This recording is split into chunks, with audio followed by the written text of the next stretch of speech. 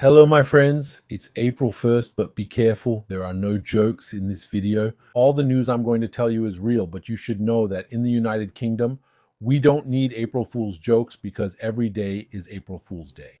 Here, newspapers like Le Graphi or satirical newspapers wouldn't work because it's really hard. The line between satire and reality disappeared a long time ago.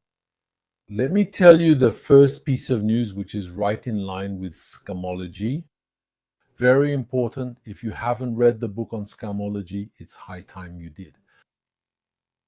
What's the story?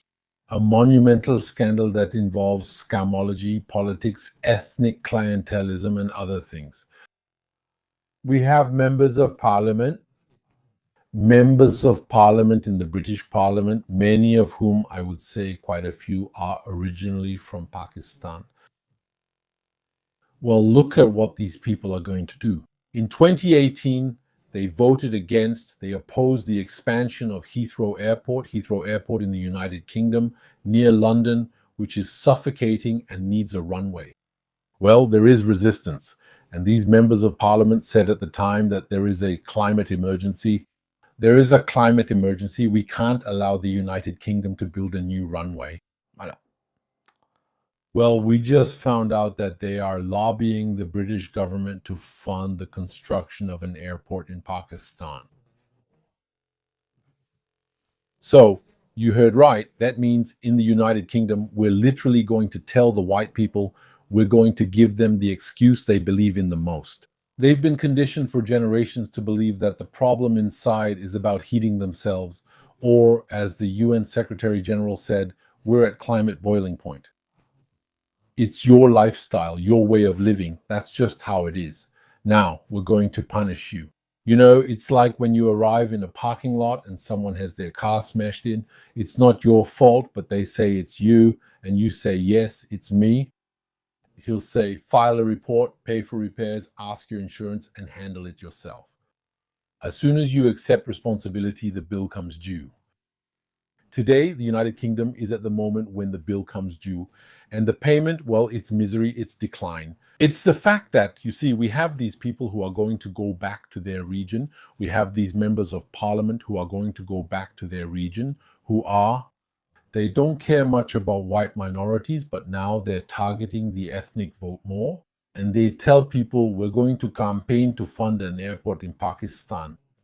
That way, when you go see your families back home, well, you'll have a more direct flight and all that. It's mind-blowing, the level of decadence in this country. It's beyond comprehension. So another piece of news about decadence, there's a psychological operation, a PSYOP in the United Kingdom, where we see the police showing up at people's homes, literally for any reason, for no reason, to instill a climate of fear among anyone who might have the urge to criticize. Thank you. The authorities, the administration, it doesn't matter. If you criticize, you could end up with the police at your home. So we have a WhatsApp group, and in this WhatsApp group, there's the family, the father and mother of an 11-year-old girl, and they're complaining about the principal of her school. So they're complaining, and they're doing it properly with respect. There are no insults, no threats, no defamation, nothing. There's nothing in what they're saying that could be considered illegal. They criticize the principal, and in particular, they criticize the way he was recruited. That's it. They question his competence and everything, but always in a civil manner. Well, believe it or not, at one point, and this came out because they have a doorbell camera, 6 cops show up early in the morning. They get arrested in front of their daughter with handcuffs, and they're taken to the police station. They'll spend 9 hours in police custody.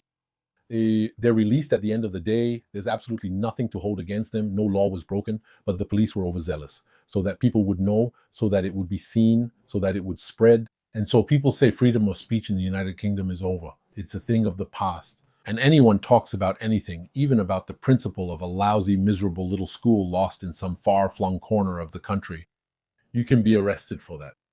So it's a psychological operation that in fact aims to silence people and push them to self-censorship. So today we also have a baby, a very young child, between 2 and 4 years old. We don't know their name. We don't know the details. who was expelled from a daycare for transphobia. I'm telling you, and it's not because it's April 1st that I'm saying this, it's real news, it's news from today. We also have in another hospital, in a British hospital, there are nurses who complained that a man was coming to change clothes with them, who wanted to change. So they complained about all this. Their case was picked up by the media and everything. And finally, the response that just came from the hospital is no, a man has the right to come. It's over. The story of patriarchy and all that, well, now officially women have absolutely no rights. Any man has the right to come and change clothes with them. Well, yes, simple. So, another thing too, in the United Kingdom, we're in a system, officially, we're going to have a system. Starting in April, a two-tier justice system.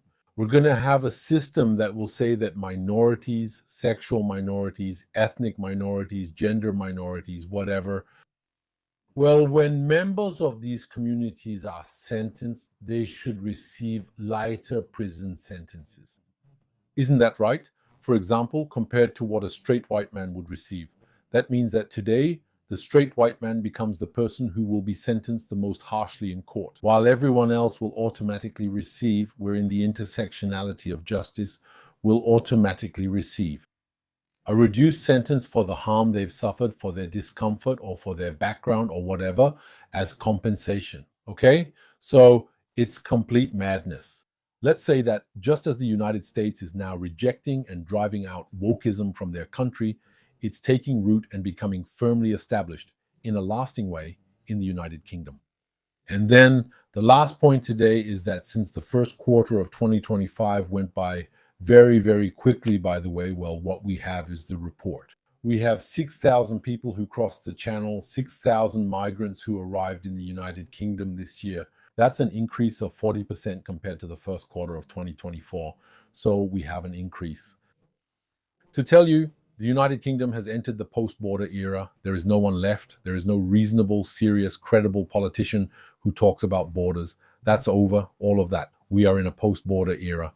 That means anyone has the right to come. People come. They come whenever they feel like it.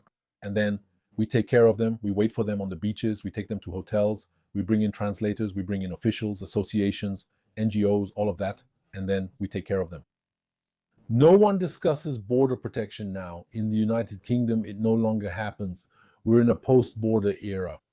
So there you go, my friends. This was just a short video to tell you where we stand.